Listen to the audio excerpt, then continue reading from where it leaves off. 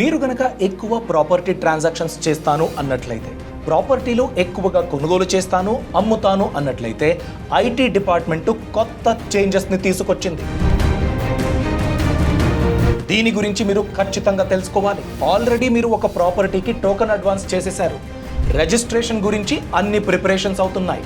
మీరు కూడా ఈ బిగ్ అప్డేట్ గురించి ఖచ్చితంగా తెలుసుకోవాలి.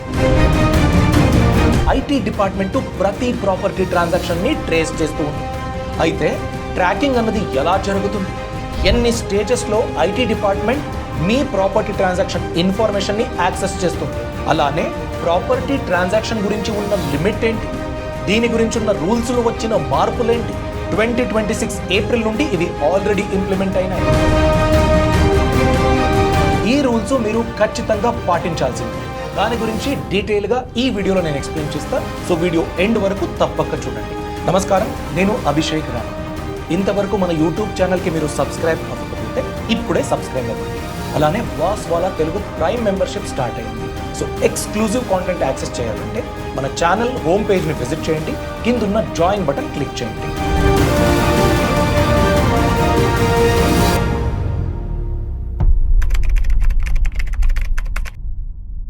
సొసైటీలో చూసుకున్నట్లయితే సేవ్ చేయడానికి, ఇన్వెస్ట్మెంట్ చేయడానికి, మన డబ్బు గ్రోత్ అవ్వడానికి వేరే వేరే ఆప్షన్లు ఉన్నాయి. బ్యాంక్లో ఎఫ్డి పెట్టడము, పోస్ట్ ఆఫీస్ స్కీమ్లో ప్రాపర్టీ పైన ఇన్వెస్ట్మెంట్ పెట్టడము, ఇవన్నీ ఉన్నాయి. వీటన్నిటిలో ఎక్కువ డబ్బు ట్రాన్సాక్షన్ అయ్యే అసెట్ క్లాస్ ఏది? Real estate, property deals, property transactions. So దీని గురించి ఐటీ డిపార్ట్మెంట్ స్పెషల్ ఫోకస్ని పెట్టింది. దాని గురించి ఉన్న రూల్స్లో చాలా కీలకమైన మార్పులు వచ్చాయి. దాని గురించి తెలుసుకునే ముందు యూజువల్గా ప్రాపర్టీ ట్రాన్సాక్షన్ అవ్వడంలో ఉన్న స్టేజెస్ ఏంటి? మొదటిది, ప్రాపర్టీని విజిట్ చేస్తారు. రెండోది, సెల్లర్తో మాట్లాడతారు, లీగల్లీ అది కరెక్ట్గా ఉందా దాన్ని చెక్ చేసుకుంటారు. మూడోది, మీకు నచ్చినట్లయితే టోకెన్ అడ్వాన్స్ ఇచ్చేస్తారు. నాలుగోది, సెల్లర్ మరియు బయర్ ఒక అగ్రిమెంట్ని రాసుకుంటారు. ఐదోది, స్టాంప్ డ్యూటీ పే చేస్తారు. ప్రభుత్వానికి మీరు కట్టే లీగల్ ఫీజ్ అండి, మీ ప్రాపర్టీ లీగల్ వ్యాలిడిటీ గురించి. లాస్ట్ స్టెప్, మీ ప్రాపర్టీ రిజిస్ట్రేషన్ అవుతుంది. ఈ స్టెప్పులు ఎందుకు ఇంపార్టెంట్ అన్నట్లయితే, ఎగ్జాక్ట్లీ ఈ ఫ్లో ఏదైతే ఉందో దాన్ని అబ్జర్వ్ చేస్తూ గవర్నమెంట్ ప్రతి ట్రాన్సాక్షన్ గవర్నమెంట్కి తెలియాలి. అలా రూల్స్ని చాలా స్ట్రిక్ట్గా మార్చడం జరిగింది. ఆల్రెడీ 2026 ఏప్రిల్ నుండి ఈ రూల్స్ ఇంప్లిమెంట్ అయ్యాయి కదా. సో 2026 ఏప్రిల్ కన్నా ముందు ఎలా ఉండేది, 2026 ఏప్రిల్ తర్వాత ఎలా ఉంది, దాని గురించి తెలుసుకుందాం. ఇంతకు ముందు మీరు ప్రాపర్టీ రిజిస్ట్రేషన్ చేయించుకుంటారు కదా. రిజిస్ట్రేషన్ అయిపోయిన తర్వాత కొన్ని హై వాల్యూ ట్రాన్సాక్షన్స్ గురించి ఆటోమేటిక్గా సబ్ రిజిస్ట్రార్ ఆఫీస్ వాళ్ళు ఐటీ డిపార్ట్మెంట్కి ఇన్ఫర్మేషన్ని ట్రాన్స్ఫర్ చేసేస్తారు, అంటే రిపోర్ట్ చేస్తారు. ఇది ఆటోమేటిక్. ఐటీ డిపార్ట్మెంట్ వచ్చేసి ఈ ఒక్క సెలబ్రిటీ ఇలాంటి ట్రాన్సాక్షన్ చేశారు కదా, దాని గురించి ఎందుకు చెప్పలేదు, అలా కాదండి. ఒక లిమిట్ ఉంటుంది. ఆ లిమిట్ కన్నా ఎక్కువ ప్రాపర్టీ వాల్యూ ఉందనుకోండి, అది ఆటోమేటిక్గా రిపోర్టింగ్ అవుతుంది. బ్యాంక్ రూల్స్ గురించి మనం తెలుసుకున్నాం కదా. సే ఫర్ ఎగ్జాంపుల్ 10 లక్షల రూపాయల కన్నా ఎక్కువ ఎఫ్డి పెడితే ఎస్ఎఫ్టీ అని ఆటోమేటిక్ రిపోర్టింగ్ అవుతుంది. ఇక్కడ కూడా సబ్ రిజిస్ట్రార్ ఆఫీస్ వాళ్ళు ఆటోమేటిక్ రిపోర్టింగ్ చేసేటోళ్ళు. ఎప్పుడు తెలిసేది ఐటీ డిపార్ట్మెంట్కి?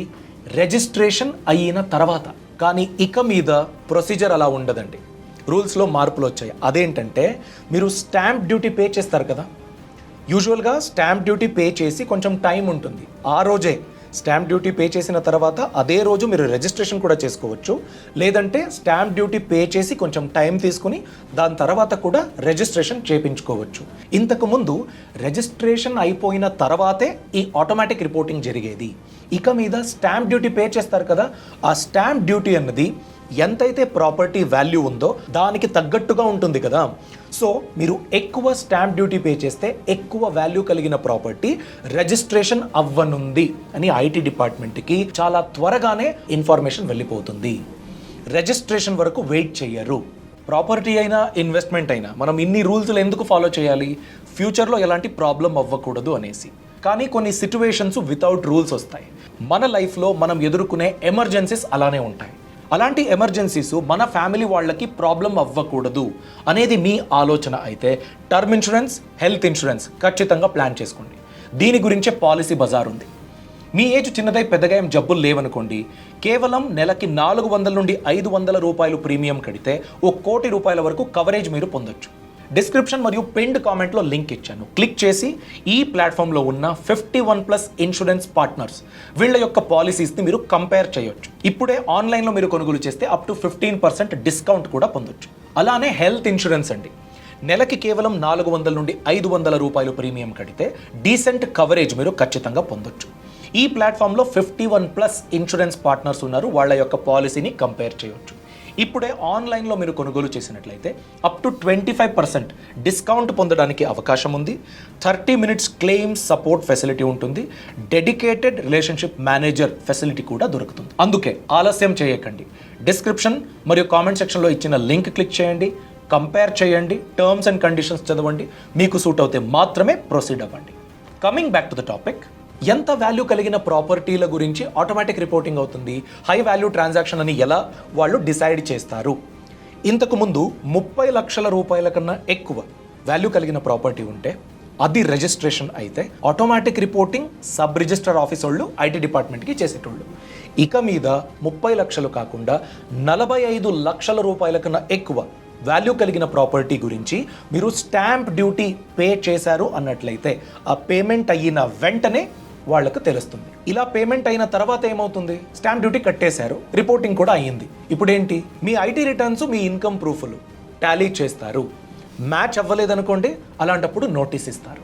ఈ రూలు రియల్ ఎస్టేట్ ట్రాన్సాక్షన్స్లో ఎందుకు ఇంపార్టెంట్ అన్నట్లయితే, ఎంతోమంది లీగల్ డబ్బు మాత్రమే కాకుండా వేరే చోటు నుంచి వచ్చిన డబ్బుని కూడా రియల్ ఎస్టేట్లో ఇన్వెస్ట్మెంట్ పెట్టారు అనే కంప్లైంట్ చాలా పెద్దగా ఉంది. రియల్ ఎస్టేట్ ప్రైజులు ఇంత పెరగడానికి కారణమే బ్లాక్ మనీ అనే ఒక పెద్ద కంప్లైంట్ ఉంది. దానికి చెక్మేట్ పెట్టాలంటే గవర్నమెంట్ ఇలాంటి ట్రాకింగ్ ఖచ్చితంగా చేయాలి. సబ్ రిజిస్టర్ ఆఫీస్ వాళ్ళు రిపోర్ట్ చేస్తారు అన్నారు కదా, అక్కడున్న ఆఫీసర్స్ చేస్తారా? లేదండి. దీని గురించి stock holding corporation of India limited ఉంది కదా, అది ఆటోమేటిక్గా ఐటీ డిపార్ట్మెంట్కి ఈ ఇన్ఫర్మేషన్ని ట్రాన్స్ఫర్ చేస్తుంది. సో ఇక్కడున్న ఆఫీసర్స్తో మాట్లాడుకుంటే ఎలాగో అయిపోతుంది. అలాంటి ఆప్షన్లు ఉండవు. మీకు అనిపించవచ్చు ఈ రూల్స్ ఇంతకు ముందు కూడా ఉండేది, మీరే చెప్పారు రియల్ ఎస్టేట్లో వేరే ఇల్లీగల్ డబ్బు కూడా ఉండొచ్చు అనేసి. అయితే గవర్నమెంట్ అంత స్ట్రిక్ట్గా ట్రాక్ చేస్తూ ఉందా? ఎన్నో బెనామీ ట్రాన్సాక్షన్లు కూడా ఇప్పుడు జరుగుతూనే ఉన్నాయి కదా. ఇక మీద జస్ట్ మీ ఆధార్ డేటా ఉంటే చాలండి, మీరు చేసిన ఎకనామికల్ ఫినాన్షియల్ ట్రాన్సాక్షన్లు ఈజీగా తెలిసిపోతుంది. ఎలా? మీ బ్యాంక్ అకౌంట్కి Aadhaar card compulsory. Aadhaar card pan కార్డుకి లింక్ అయి ఉండాలి. ఒకవేళ మీరు పాన్ కార్డ్ని లింక్ చేయకపోయినా కూడా మీ బ్యాంకు ఆటోమేటిక్గా రిపోర్ట్ చేస్తుంది కాబట్టి ఎస్ఎఫ్టీ మూలంగా మీ ఆధార్ నంబర్ ఉంటే చాలండి. మీరు చేస్తున్న ఫినాన్షియల్ ట్రాన్సాక్షన్స్ గురించి ఒక ఫేర్ ఐడియా ఐటీ డిపార్ట్మెంట్కి ఈజీగా దొరుకుతుంది. దీంతో పాటు ప్రాపర్టీ ట్రాన్సాక్షన్ గురించి మీ పాన్ కార్డ్ని ఇవ్వాల్సింది కదా, ఆ రూల్లో కూడా అప్డేట్ వచ్చింది. ఇంతకు ముందు 10 లక్షల రూపాయల కన్నా ఎక్కువ వాల్యూ కలిగిన ప్రాపర్టీ ట్రాన్సాక్షన్ అయినట్లయితే పాన్ కార్డ్ కంపల్సరీ. ఇక మీద ఆ లిమిట్ డబుల్ అయింది. అంటే 20 లక్షల రూపాయల కన్నా ఎక్కువ మీరు ప్రాపర్టీ ట్రాన్సాక్షన్ చేస్తున్నారు అన్నట్లయితే అలాంటప్పుడు మాత్రమే పాన్ కార్డ్ కంపల్సరీ. లేదనుకోండి, పాన్ కార్డ్ ఇవ్వాల్సిన అవసరం ఉండదు. దీంతో పాటు క్యాష్ ట్రాన్సాక్షన్ గురించి కూడా ప్రాపర్టీ డీల్స్లో రూల్స్లు వచ్చాయి. ఇది ఆల్మోస్ట్ మనం రిపీట్ చేస్తూనే ఉన్నాము. మీరు గనక ఏదో ఒక ప్రాపర్టీని చూశారు, మీకు నచ్చింది, దాన్నే కొనుగోలు చేయాలి అని ఫిక్స్ అయిపోయారు, దాని గురించి టోకన్ అడ్వాన్స్ ఇచ్చారనుకోండి, 20,000 రూపాయల కన్నా ఎక్కువ టోకన్ అడ్వాన్స్ మీరు ఇచ్చినట్లయితే మొత్తం అమౌంట్ని పెనాల్టీ కింద గవర్నమెంట్ ఛార్జ్ చేయొచ్చు. మీరు ఫర్ ఎగ్జాంపుల్ 40,000 రూపాయలు ఏదో ఒక ప్రాపర్టీ నచ్చింది, టోకన్ అడ్వాన్స్ ఇచ్చారు, ఆ 40,000 రూపాయలు కూడా అంటే 84% to 100% మీరు పెనాల్టీగా పే చేయాల్సి ఉంటుంది. అలా చేసుకోకండి. దాని గురించే క్యాష్ ట్రాన్సాక్షన్ చేసేటప్పుడు చాలా జాగ్రత్తగా ఉండండి. క్యాష్ ఇచ్చినా, క్యాష్ తీసుకున్నా కూడా ప్రాపర్టీ ట్రాన్సాక్షన్ గురించి క్యాష్ ఉంది అన్నట్లయితే మీకు ప్రాబ్లం అయ్యే అవకాశం ఉంటుంది ఫ్యూచర్లో కూడా. అలా చేసుకోకండి. సరే, ఈ ప్రాపర్టీ రిజిస్ట్రేషన్ అవుతుంది, దాని గురించి రిపోర్ట్ చేయడానికి వీళ్ళకి ఏదైనా అంటే stock holding corporation of India limited, sub registrar office వాళ్ళు, వీళ్ళకి ఏదైనా డెడ్ లైన్ ఉంటుందా? సబ్ రిజిస్ట్రార్ ఆఫీస్ వాళ్ళకి ఒక డెడ్ లైన్ ఉంటుందండి. ప్రతి సంవత్సరం మే 31వ తారీఖు లోపు వాళ్ళు కంపల్సరీగా ఆటోమేటిక్గా రిపోర్ట్ అయితే చేయాల్సిందే. ఇలాంటి ప్రాపర్టీ ట్రాన్సాక్షన్ జరిగింది, ఇది వాళ్ళ ఆధార్ నంబరు, ఇంత రేటుకి వాళ్ళు స్టాంప్ డ్యూటీ పే చేశారు, ఇంత వాల్యూ కలిగిన ప్రాపర్టీని వీళ్ళ పేరు కింద రిజిస్ట్రేషన్ చేయించుకుంటూ ఉన్నారు. ఇలాంటి ఇన్ఫర్మేషన్ కంప్లీట్గా వాళ్ళు ఇవ్వాల్సిందే. మే 31 డెడ్ లైన్. ఈ ఇన్ఫర్మేషన్ని పొందిన ఐటీ డిపార్ట్మెంటు ఐటీ రిటర్న్స్ ఎలాగో ఫైల్ చేస్తారు కదా, అలాంటప్పుడు ట్రాక్ చేస్తూ ఉంది.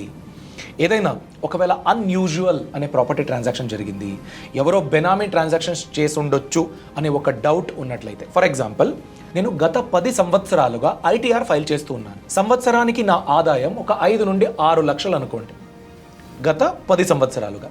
సో 6 lakhs అని 10 సంవత్సరాలకి లెక్కిస్తే 60 లక్షలు అవుతుంది. లేదండి నా శాలరీ ఇంక్రీజ్ అయ్యింది, నేను ఇన్వెస్ట్మెంట్ పెట్టాను, ఆ రిటర్న్స్ వచ్చింది, అన్నీ కలిపి 1 కోటి రూపాయలు అనుకోండి. సడన్గా నా పేరు కింద ఒక 5 కోట్ల రూపాయల ప్రాపర్టీ రిజిస్టర్ అయ్యింది, దాని గురించి నేను స్టాంప్ డ్యూటీ కట్టాను అనుకోండి. అలాంటప్పుడు ఐటీ డిపార్ట్మెంట్కి డౌట్ వస్తుంది. మిస్ మ్యాచ్ అవుతుంది కదా, ఎలా దొరికింది అంత అమౌంట్, ఇంత ట్రాన్సాక్షన్ చేయడానికి బ్యాకప్ ఏంటి అని ప్రూఫ్లు అడుగుతారు. మీ ప్రాపర్టీ ట్రాన్సాక్షన్ గురించి ఇన్వెస్టిగేషన్ స్టార్ట్ చేయొచ్చు, నోటీస్ ఇవ్వచ్చు వాళ్ళు, దీన్ని ఎక్స్ప్లెయిన్ చేయండి అని. ఇప్పుడు క్విక్గా ప్రాపర్టీ ట్యాక్స్ గురించి తెలుసుకుందామండి. దీంట్లో రూల్స్లో అలాంటి మార్పులు ఏం లేవు, అయినా ఒక చిన్న అప్డేట్ అండి. మీరు ఒక ప్రాపర్టీని కొనుగోలు చేశారు, 2 సంవత్సరాలు మీ పేరు కింద ఆ ప్రాపర్టీ ఉండేది. 2 సంవత్సరాల తర్వాత మీరు దాన్ని అమ్మేశారు. 10 లక్షల రూపాయలు పెట్టి కొన్నాను, 2 సంవత్సరాల తర్వాత 12 లక్షలకు నేను అమ్మేశాను. క్యాపిటల్ గెయిన్స్ ఎంత? 2 లక్షల రూపాయల ప్రాఫిట్. ఆ 2 లక్షల పైన మీరు ఎల్టీసీజీ, ఎస్టీసీజీ ఇలా కట్టాల్సి ఉంటుంది.